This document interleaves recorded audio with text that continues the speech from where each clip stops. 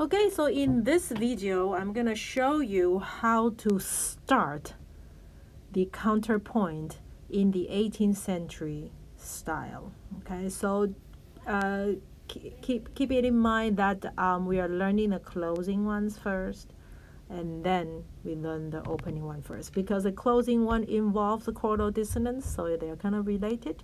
So for this opening one, it's not until January 27th at the bottom page here. You can see, watch the video or opening patterns with note-to-note counterpoint in 18th century style. So all these are to prepare you for the future four-part writing. So let's get started.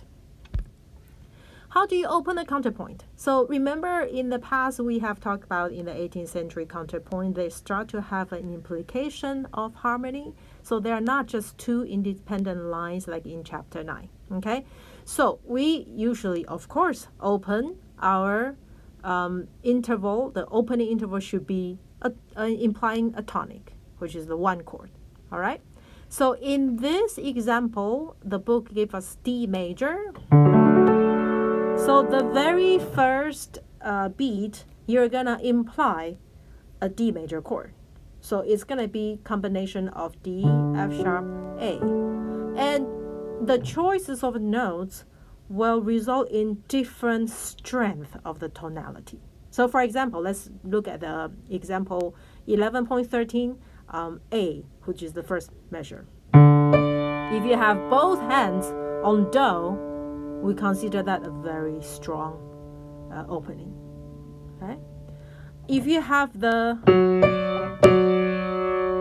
we also consider this strong because we have both Do and Mi, even though they're not in root position, but we have the Do and Mi in place, so that's very strong. Same thing with this. That's a third measure, Do, Mi, that's strong. So in my opinion, measure C would be stronger than measure B, because the measure B actually is in first inversion. So this one is more subtle. But all three of them are considered very strong because they have Do or Do and Mi together. What's considered not so strong is when the harmony is a little bit unsure. For example, measure D. Again, this hollow interval of fifth will make it very unsettling, because is it major or minor? Or measure E, the last one. That's also ambiguous. Because what? We're missing the Do. We're missing D all by itself. So could it be a D major? Why is it missing the root? Or could it be a F sharp minor? We don't know. So this is less strong. So when you open your two-part writing, this is something to consider. Of course, for a student level like we are, we want to open strong. So try to use the first measures to open your counterpoint. Okay. Now, what happens if we have a pickup? So in pieces that begin with an anacrasis, which is a pickup, and it usually implies the dominant, while the first downbeat, of course, the first beat, so the pickup will be 5, and it resolved to 1 in the full measure downbeat, while the first downbeat interval is established the tonic harmony. Yeah. So some common settings are shown in this example, and these parts could be exchanged. For example, the E, B, we'll go over this, so I'm not going to read the text there. So let's go straight to example 11.14.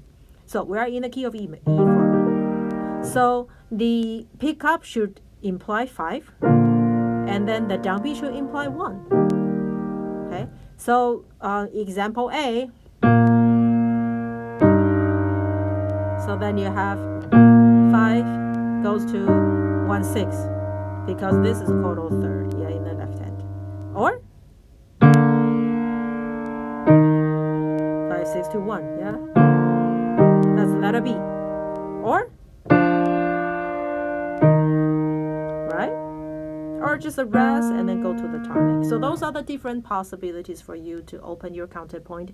And this will be very similar to closing, of course, because we're doing the 5-1 progression. So all the chordal dissonance rules would apply.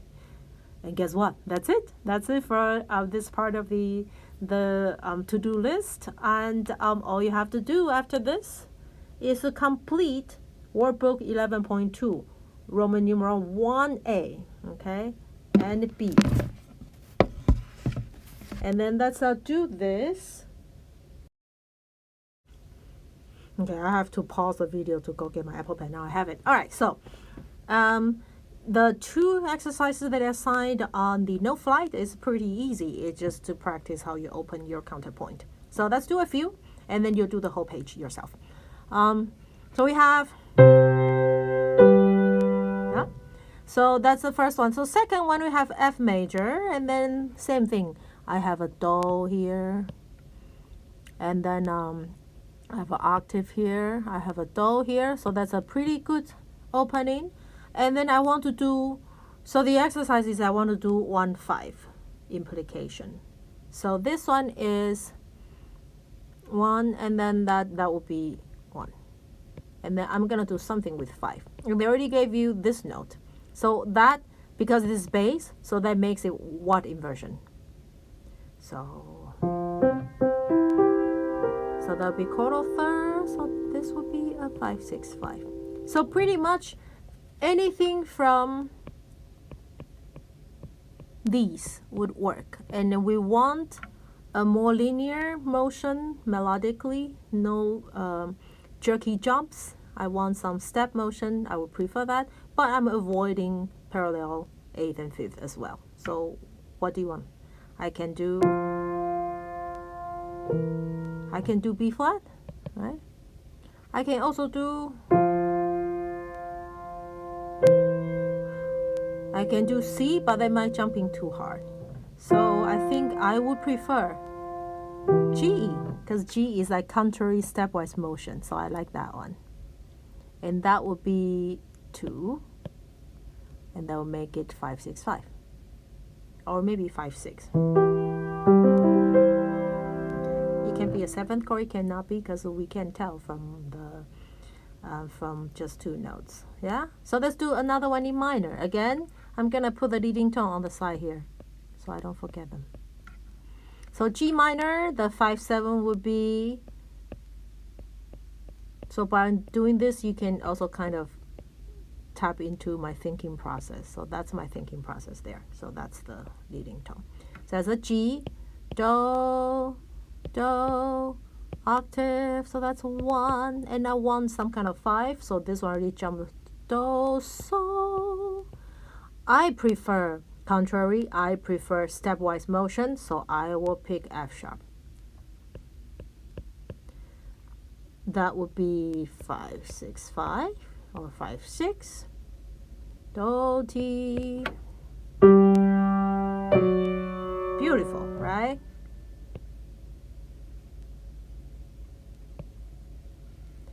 And what's wrong if you pick another D? That's 8-8, right? So that cannot work. Can I do A?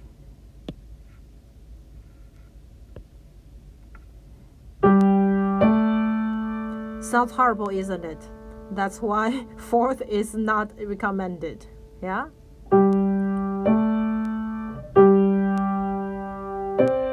I don't like that either. Yeah. So pretty much I think that leaves only F sharp in this particular case. Yeah? So that's how the thinking process is. All right, so you're going to do a whole page on the no flight. The second exercise is the one with anacrusis, and you can treat this same as closing the counterpoint, which is 5-1. Okay, so let's do the first one, and then you're on your own. We are in A minor, so again, G sharp is the leading tone. The 5 is the E, G, E, D.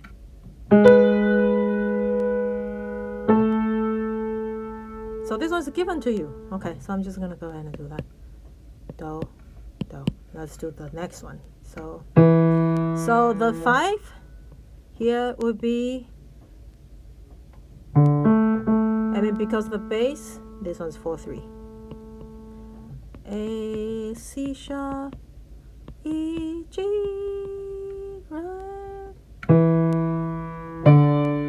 So I cannot do E because then that will have parallel 8th.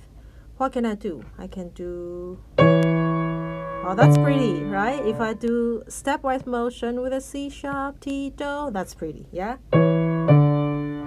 Let's see whether there's any other options. What about E and D? What's wrong with that? You have parallel eighth, and that's horrible. So E is out. I like C sharp. What about? Wait. So the G, I'm playing G now. G is fa, has to go to mi. So this one is not a mi, so G is out also. Because if you put G, well, I'm so sorry. Because if you put G, then it has to go to F sharp, but it doesn't. So C sharp we like. What about A? Oh, you see how the fourth does to the harmony? So I'm not gonna do that. So C sharp's the best. And there you go. So do you see the process now? So I want you to go ahead and finish these two exercises on no flight and turn it in. And then you can check off. You can check off the opening patterns at the bottom here and then complete. So the first two checklists on Friday, January 27th.